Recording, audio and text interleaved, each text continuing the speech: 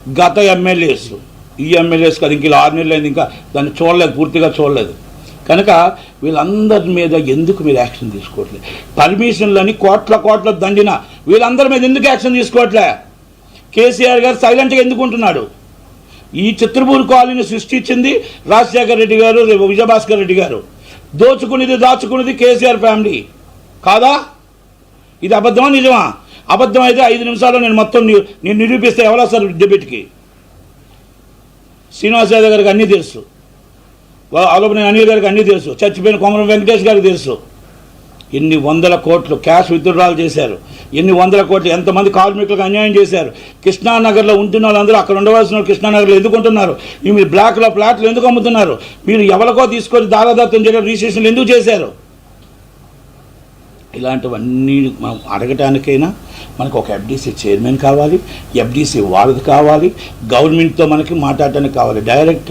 Direct link to link అని chairman CM గారికి ఉండదు, సీఎం గారికి మనకి ఉండదు. మనం ఒక్కసారి ఆ ఎఫ్డీసీ చైర్మన్ని మనం ఎన్నుకోవాలి. అవి ఎన్నుకోవాలంటే మీ ఛాంబర్ కానీ, కౌన్సిల్ కానీ, అలాగే గవర్నమెంట్ కానీ మా సినిమాకి తెలిసిన వాళ్ళని, మీతో అనుబంధం ఉన్న వాళ్ళని ఎన్నుకుంటే బాగుంటుంది.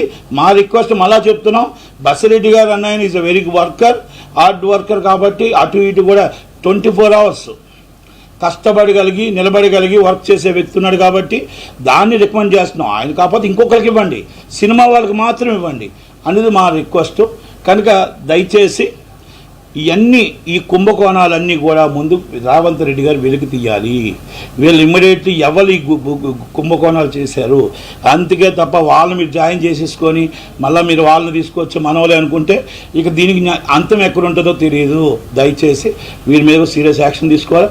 డ్రగ్స్ మీద కూడా ఇది ఎలా జరిగింది, ఏం జరిగిందని మన తెలంగాణ పోలీసులు కూడా కర్ణాటక పోలీసుల మీద ఆరా తీసి ఎక్కడ ఏం జరిగింది, ఏంది ఫేక్ న్యూసా, నిజం న్యూసా, నిజంగా వీళ్ళు చెప్తుంది అబద్ధమా, వాళ్ళు చెప్తుంది అబద్ధమా, కావాలని మొత్తం తెలుగు వాళ్ళందరినీ ఇరికిచ్చారా, కావాలని కర్ణాటక వాళ్ళని తప్పించారా, ఇరికిచ్చి పాప అమాయకులైన తెలుగు వాళ్ళందరినీ ఒక ఫ్లైట్లో తీసుకెళ్ళి అక్కడ పడేసి ఆ కేసు ఏమైనా వీడియోలు తీసి బయటకు వదిలేరా?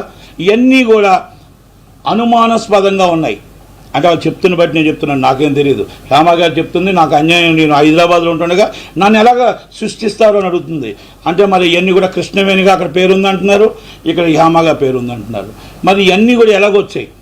ఎంక్వైరీ కంపల్సరీ ఎంక్వైరీ చేయాలి, ఎంక్వైరీ వేయాలి, సీరియస్ యాక్షన్ తీసుకోవాలి. అండ్ మా అసోసియేషన్ వెరీ సీరియస్లీ యాక్షన్ తీసుకోవాలి. లేకపోతే రేపు వచ్చే ప్రతి ఆర్టిస్ట్ మీద మనం రేపు చాలా చీప్గా చూస్తారు ప్రతి ఒక్కరు కూడా. ప్రజలే దేవుళ్ళు. మనకు టికెట్ ఇచ్చి మనం చూస్తున్న వాళ్ళందరూ అసహించుకోకుండా మన ఇండస్ట్రీ బాగుండాలి అంటే మనం సీరియస్గా యాక్షన్ తీసుకోవాలి.